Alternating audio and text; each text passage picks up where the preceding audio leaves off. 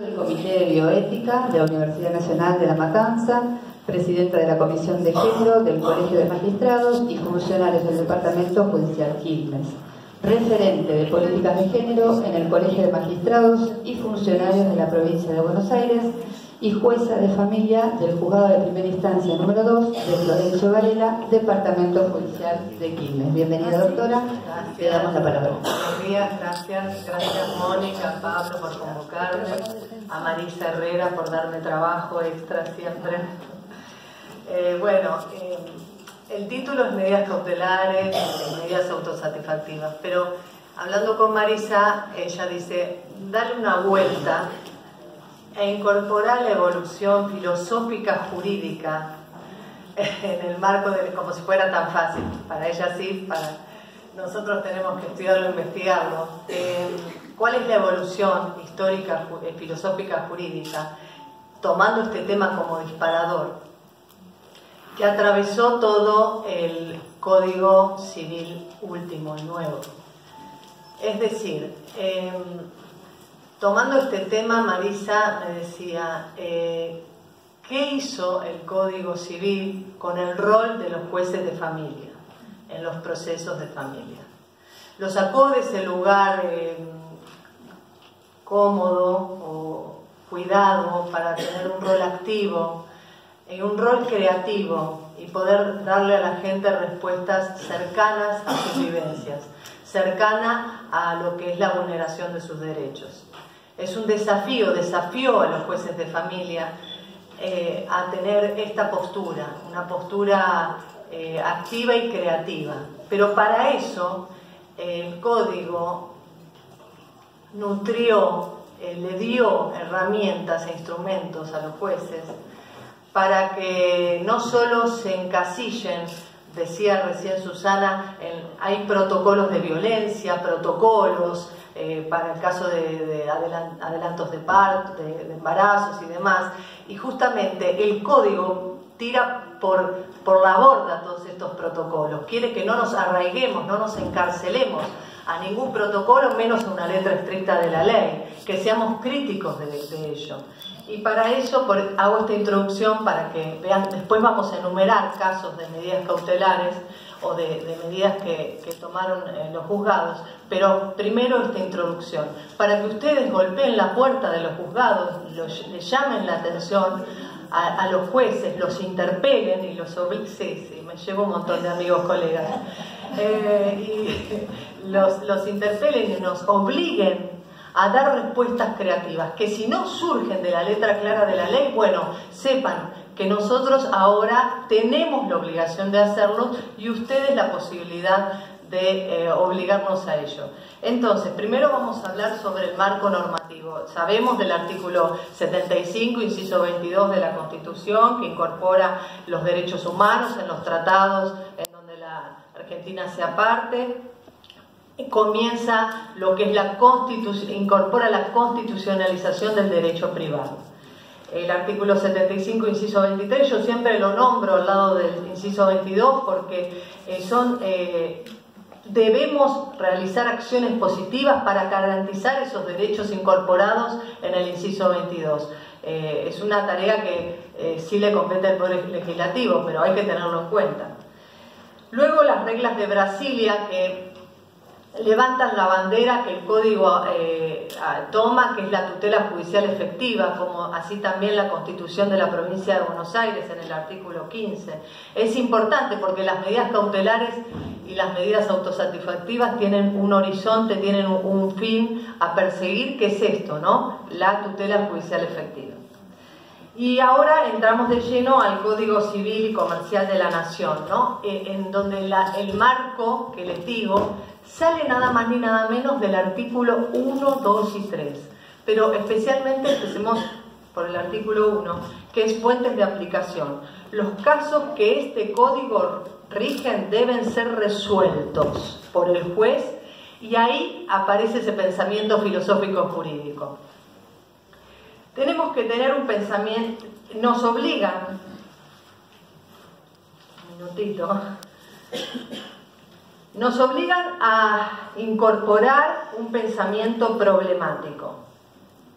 para dejar de lado ese pensamiento sistemático. Es decir, ¿qué es el pensamiento problemático? Se parte analizando la consonancia de cada caso, se indaga en el sentido último del problema y se lo pone en correspondencias con las leyes, principios y valores que dinaman de todo el sistema jurídico. El pensamiento problemático es nada más ni nada menos que aplicar el procedimiento de ponderación y distanciarnos de ese modelo legalista que toma el método deductivo. Nos desafía de nuevo a abandonar el pensamiento sistemático, que es automizado. Es la aplicación de las leyes en donde delimito el supuesto de los hechos y lo subsumo a la norma.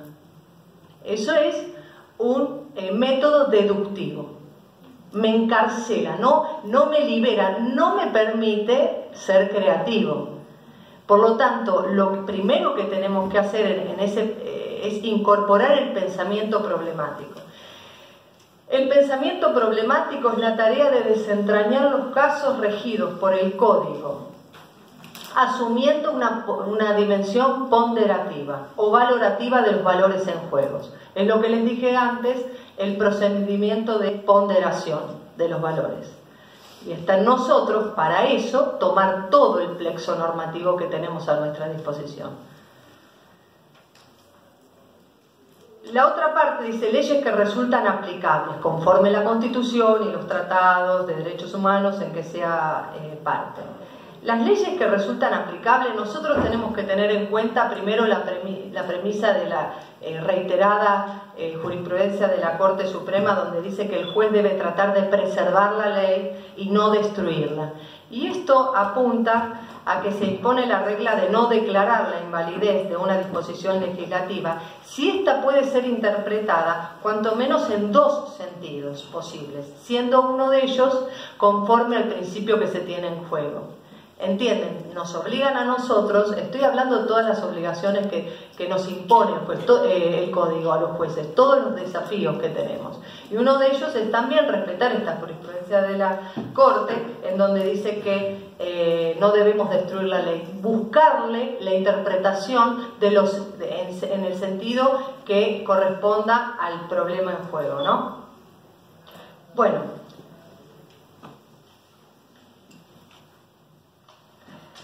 Tenemos también cómo interpretar la ley. Dos puntos en este tema. Uno es la letra estricta de la norma. Voy a hacer un poquito de historia mínimo. Según Savigny, el elemento gramatical es fuerte, es atractivo, y denota el afán positivista que predica que este método interpretativo no es necesario, este método que me hace obligada a pensar en el sistema problemático, ¿no? Y no en un sistema deductivo, en un método deductivo, no es necesario en razón que el texto es sumamente claro. La gramaticalidad invita a la mera aplicación de la norma. Nos seduce el método lógico deductivo. Lo que dice la ley encuadra o no, como dije antes, a una reducción de los hechos, se subsumen a la norma y lo aplico. Es más fácil para nosotros este método deductivo que habla Savigny. Por eso Savigny, crítico a este elemento gramatical en donde solo se basa en la letra de la ley, dice: un minuto, tienen que hacer 4 operaciones, no solo el elemento gramatical, sino el elemento lógico, histórico y sistemático. Son 4 operaciones para lograr la interpretación válida de la ley. Quedarnos nada más que en la letra de la ley, que es muy atractivo porque es más fácil, no nos da una respuesta cercana a la gente. En la otra parte del artículo, bueno, vos ya pasaste, pero no importa, la otra parte del artículo habla sobre la finalidad, que hay que tener en cuenta la finalidad de la norma. ¿Y por qué se incluyó la finalidad de la norma? Dejando de lado lo que Pérez Sánchez decía, el espíritu que tuvo el legislador, ¿no? La intención del legislador. Porque de esta manera no nos limitamos a la intención histórica u originalista que tuvo el legislador en el momento que pensó la norma, sino que nos permite una consideración de las finalidades objetivas del texto en el momento actual de la aplicación. El transcurso del tiempo hace que la ley cobre vida propia y autónoma, de tal modo que deviene más inteligente muchas veces la norma en el transcurso del tiempo que el legislador en ese momento histórico, porque la norma se fue ayornando y nos obliga a pensarla distinto según el momento en que la vamos a aplicar. Por eso les estoy dando el fundamento de por qué introdujo en el artículo 1 según la finalidad de la norma. El texto de una ley no puede quedar indefinidamente vinculado en el sentido histórico. Por eso se emplea la noción de finalidad, para posibilitar la interpretación evolutiva y juzgar así si se ha hecho o no un abuso del derecho. Y enseguidamente lo relacionamos con el artículo 10, que dice que precisa el abuso del derecho en cuanto éste se contraríe a los fines del ordenamiento jurídico. El artículo 10 pone en juego, pone en relieve el abuso del derecho. ¿Qué es el abuso del derecho? Ir, fallar, resolver contra los fines de la norma. Por lo tanto, va íntimamente ligado a esta parte del artículo. Los jueces debemos tener en cuenta la finalidad actual, en el momento preciso, con las consonancias del caso, en el momento de resolver. Bueno, luego viene el artículo 2, en donde dice que la ley debe ser interpretada. Bueno, no importa. La ley debe ser, no importa. La ley debe ser interpretada teniendo en cuenta sus palabras, sus finalidades, las leyes análogas, las disposiciones que surgen de los tratados sobre derechos humanos, los principios y los valores jurídicos, de modo coherente con el ordenamiento interno. Acá vamos a hablar un poco, porque hablamos recién de la finalidad, hablamos de las palabras de la ley, que se relacionan en el artículo 1 y 2. El 1 habla de las fuentes, pero también de la manera de aplicarla, y el 2 habla de la interpretación. Ya nos expresamos sobre las palabras, sobre la finalidad, y vamos a las leyes análogas. Las leyes análogas en el código anterior eran una fuente de producción de normas. Hoy en día es una guía de interpretación para la aplicación de normas. De esta manera nos da libertad a los jueces a que si un caso no encuadra antes, un caso no tenía una normativa que lo contemple, si había una ley análoga debíamos aplicarla. Hoy en día puede ser una fuente de interpretación, pero no estamos encarcelados, no estamos obligados a aplicar esa ley análoga cuando el caso no esté normado. Igualmente no se descarta el caso en que se conviertan las leyes análogas en producción cuando las discrepancias entre la costumbre, es decir, la norma no escrita y la norma escrita sean insalvables. Otro de los puntos del artículo 2 son los principios jurídicos. Está bien.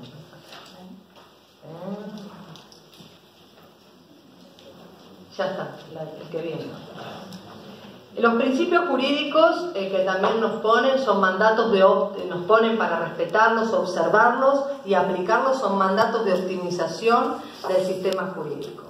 Son normas de interpretación, son un control axiológico en el plano moral, porque son todos aquellos que incorporan los valores de derechos humanos. Son supletorias cuando hay lagunas, sí se puede aplicar directamente en forma operativa. Los tratados internacionales surgidos, o los principios jurídicos que generalmente surgen de los tratados internacionales y del derecho en su conjunto. Y recurrir a los principios jurídicos ayuda a despojar dudas entre varias interpretaciones posibles, escogiendo aquella que mejor se ajuste al principio en juego. Por lo tanto, habíamos hablado de la jurisprudencia de la Corte de Nación, que no se debe destruir una ley, sino se debe ir por la validez, es decir, no declarar livianamente la inconstitucionalidad de esa ley, buscarle los sentidos posibles. Bueno, también se puede hacer uso de los principios jurídicos para buscar ese sentido posible que se ajuste al derecho en juego. En todas las culturas jurídicas se repite un ciclo que consta de descubrimientos de problemas, formación de principios y consolidación del sistema jurídico en consecuencia.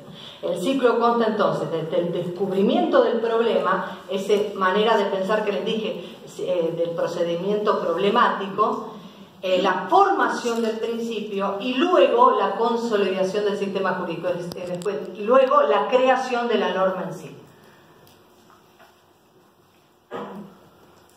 Bueno, también el artículo 2 habla de los tratados sobre derechos humanos, lo he mencionado varias veces, pero como dije antes, son también, junto con los principios jurídicos, mandatos de optimización que ordenan realizarlos, tienen una aplicación operativa. La conclusión en esta primera parte es superar la limitación de una interpretación exegética, es decir, un método deductivo, como les expliqué, dando libertad al juez para recurrir a las fuentes disponibles en todo el sistema, aplicando el procedimiento de ponderación de valores jurídicos en juego. El artículo 3 también habla del deber de resolver. El juez debe resolver asuntos que sean sometidos a su jurisdicción mediante una decisión razonable fundada. Esto es porque se opone férreamente a la teoría de la arbitrariedad, ¿no? Quiere que el juez fundamente. El tema que el 1 y el 2 le da cómo fundamentar. Seguridad jurídica con equidad y bien común, con eficacia en la realización de los bienes adquiridos. El artículo 3 es importante porque no es solo que el juez debe resolver fundadamente, sino que además debe garantizar que esa resolución tenga una eficacia en su cumplimiento. Bueno, y el resumen, que es el procedimiento de ponderación entre derechos competitivos cuya estructura se une mediante argumentos, antes procesos lógico y deductivo, y ahora es un proceso abierto a una síntesis provisional del sistema. Vamos de lleno al Código Civil y Comercial de la Nación, y especialmente los procesos de familia.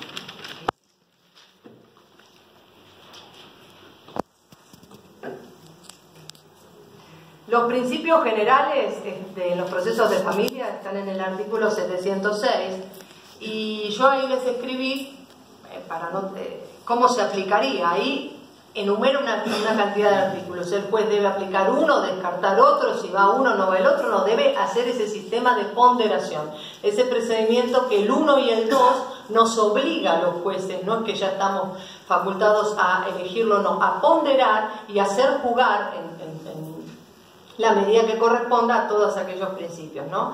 Lealtad procesal, buena fe, oficiosidad, oralidad, acceso limitado, flexibilidad de prueba, conforme al artículo 710. Y el 709 habla sobre el principio de oficiosidad, que acá es eso que habíamos hablado en el artículo 1 y 2, esa evolución filosófica jurídica que el código le imprimió, lo sacó al juez de su lugar de comodidad, de confort, esa situación de confort, y lo puso a ser activo y creativo, lo plasma claramente el principio de oficiosidad que recoge el artículo 709. Bueno,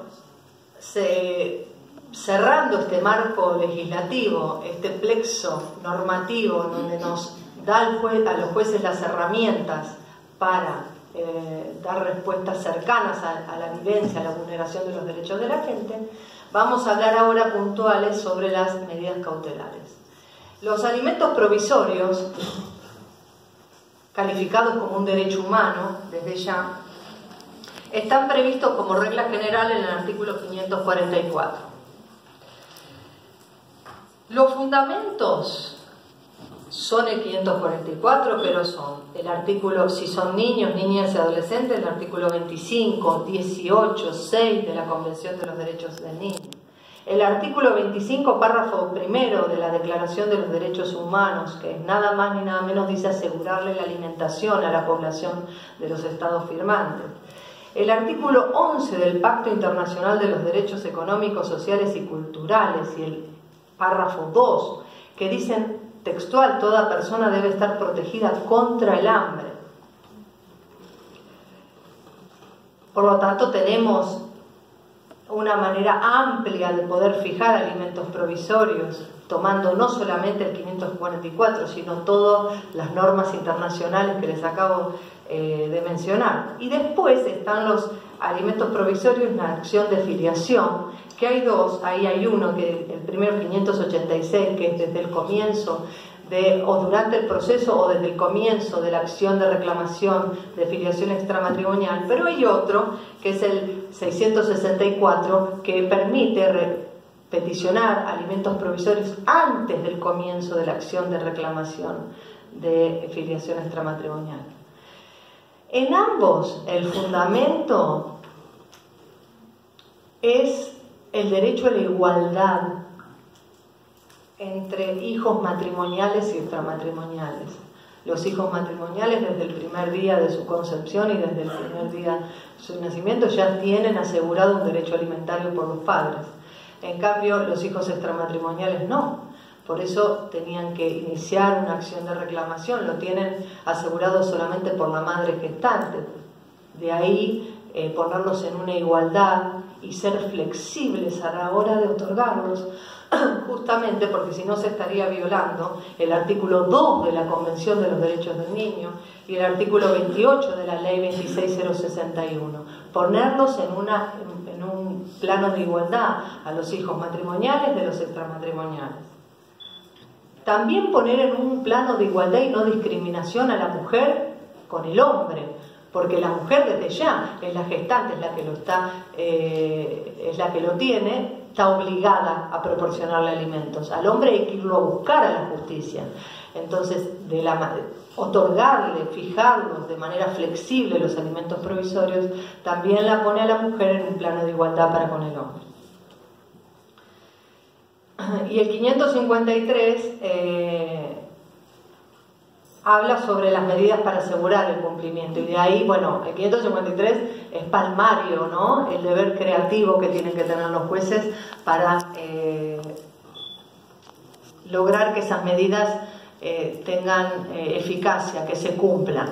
Y ahí hay un fallo de Mendoza, de un juzgado de familia de Mendoza, en donde no solo le suspendió la salida del país, sino la realización le impuso la obligación de la realización de 20 horas de trabajo comunitario en beneficio de los jóvenes alojados en las dependencias del sistema de responsabilidad penal juvenil. Lo obligó a dar charlas, cursos a cargo del deudor sobre derechos y deberes, el sistema jurídico argentino, cuestiones relativas a la responsabilidad ciudadana y demás. Era un abogado, tenía un cargo en el Colegio de Abogados de Mendoza, y esto lo hizo durante 2 días, porque al segundo día fue y pagó los alimentos. Entonces, a veces está esto escrito en la ley, surge de algún protocolo, no surge de nada, solo de la obligación y de que ustedes nos obliguen a ser creativos. Cuando salió esto, como también pintar una escuela, el juez de Mendoza es muy creativo, y lo hizo hacer pintar una escuela, una especie de approbation, ¿no? Decía, entonces se cuestionó este fallo, porque dijo, el juez de familia puede obligar en cuestiones como approbation, en cuestiones de la legislación penal, aplicar un juez de familia. Bueno, por la interpelación que me hizo a mí Marisa, en el sentido, las medidas cautelares no las enumeren ni digan la normativa que las prevé, sino a ver qué herramientas tienen los jueces para ser creativos y tomar figuras de otros derechos, de otras ramas, para poder hacer eficaz el cumplimiento de su medida. No tengo que decirles que todo en mira del interés superior del niño, artículo 3 de la Convención de los Derechos del Niño, que no lo nombré, porque yo creo que la gente debe estar harta que uno lo nombre ese artículo. Además, todo lo justificamos. No lo explicamos. Todos hablamos todo el tiempo del interés superior del niño, pero no en todos los juzgados tenemos la misma devolución que estás diciendo vos, de la creatividad que tenemos los abogados para salir de la situación. Sí. Claro, exacto. No todos los jueces, no todos los empleados judiciales tienen la accesibilidad que veo que tenemos. Yo no te conozco porque no pero está bueno que esto también lo esté preocupado. Sí, quiero decir una cosa, yo estoy hablando desde el marco teórico, después los abogados que sí hacen podrán hablar de mi actuación. Esto es un marco teórico que le da herramientas, la verdad nos pone a todos a prueba. Es un marco teórico que me imagino que debes utilizar. Sí, no puedo decirlo yo, pero lo que sí, lo utiliza, la doctora lo utiliza. Yo litigo en el juzgado. Lo que quiero decir con esto es que yo pongo un disparador para pensarlo, desde el lado de nosotros. Yo nos pongo a nosotros como obligados primero. Pero también es una manera de que ustedes nos obliguen a nosotros a hacer esta creatividad, ¿no? Darle una respuesta más cercana al sufrimiento de la gente. Tengo que hablar después de un caso en donde por ahí va un llamado de atención a los abogados, pero después... Si quieres sacar la publicación del código para publicar todos los principios, ya los tenemos incorporados en la Constitución Nacional. Claro. Fundamentos en normas internacionales. Si quieres sacar la publicación del... No, pero el artículo 1 y 2 sí nos ayudó y nos despejó. Bueno, termino y ya empezamos el debate que el moderador, el doctor. 5 minutos para el cierre, rápido. Las medidas autosatisfactivas en la violencia doméstica, la 14.0509, ya saben cuáles son las exclusiones, perímetro y demás. ¿Por qué es autosatisfactiva? Les quería explicar algo. Alguien habló cuando estaba la licenciada Castro, dijo, es un juicio. No, sí, es verdad, es una denuncia, no es una demanda. Por eso se agotan en sí mismas muchas veces. Después vos podés iniciar la demanda de exclusión del hogar, pero digo, las medidas que prevé la 14.509 en el artículo 7 son muchas veces autosatisfactivas porque se agotan en sí mismas. Persiguen la paz inmediata familiar, persiguen la paz inmediata familiar y luego, y su finalidad se agotó ahí. Por eso el nombre de autosatisfactiva. Muy rápido, Pablo.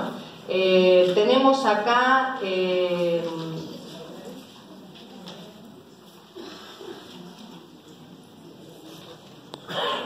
a ver qué puedo pasar. Acá, en una violencia, en una denuncia por violencia, que se abrió un expediente en consecuencia, es importante el informe de la trabajadora social, en donde dice, les voy a leer la parte que yo subrayé, contemplar la vulnerabilidad psicofísica que atraviesa, baja autoestima, vergüenza y miedo. Se sugiere que puede realizar este proceso de fortalecimiento a resguardo por un tiempo aproximado de 2 a 3 meses, para luego reingresar a su vivienda, con la consiguiente exclusión del señor A. Reconstruirse a través de la autovaloración y la posibilidad de adquirir mayor seguridad a fin de romper el círculo destructivo de la violencia. Dice, ojo, va a una exclusión, va a un perímetro, pero tenés que trabajar un tiempo para fortalecer, para que pueda ella romper el círculo de la violencia que viene a continuación cuando ella explota. Puede venir una debilidad y dejarlo entrar y demás circunstancias que nos imaginemos. Entonces ahí me recomiendan un procedimiento, una reconstrucción de la autovaloración. Para eso necesitamos recursos municipales y del Poder Ejecutivo y demás, ¿no? Porque, como bien dijo la licenciada antes, nosotros no tutelamos los tratamientos. Eso también es una manera por ahí nosotros de ver las resoluciones si podemos incorporar y obligar a otros poderes del Estado. Bueno, pasamos así, vamos a la comunicación con hijos. Un expediente de comunicación con hijos surge en el artículo 12, en la audiencia del artículo 12 con el niño, una posible situación de abuso por parte del progenitor que estaba reclamando el régimen comunicacional. Entonces ahí, ¿qué se hizo? Se suspendió la tramitación de ese proceso, se le prohibió acercamiento, cese de hostigamiento hacia la demandada y los hijos, se le otorgó el cuidado personal provisorio a la progenitora y se le ordenó también de manera provisoria pagar alimentos. Vamos al reintegro de hijos, ya termino. Vamos al reintegro de hijo. Artículo 7 y 16 del Código Civil. ¿Qué nos rige en el reintegro de hijo? El centro de vida, que lo dice el artículo. Lo dice el artículo 3 de la 26061, el inciso C y el inciso F. El inciso C nadie lo nombra como centro de vida. Dice el respeto al pleno desarrollo personal de sus derechos en su medio familiar, social y cultural. Todos me nombran el F, el inciso F. Y ese es importante porque el reintegro de hijo, que se puede tomar como en el marco de una medida cautelar, es una acción, quiero aclararlo, pero debe ser tramitada de manera con lapsos tan breves y cortos para que no se consolide una situación contraria a la ley, que la incluí en este tema por eso. Y ven el plexo normativo que tenemos, artículo 3 de la 26061, también marca el centro de vida, pero también marca el respeto a su ámbito cultural para el desarrollo. Bueno, el artículo 3 de la Convención de los Derechos del Niño, el artículo 4 de la ley 13298, en donde también me marca un horizonte y una guía a seguir, de la cual no me puedo ir, que es el interés superior del niño. Y también marca una serie de pautas como para interpretar qué es el centro, qué es el interés superior del niño. ¿Cómo bilateralizo ese reintegro de hijo? ¿Lo puedo hacer? ¿No lo puedo hacer? Si se me ocurre porque las circunstancias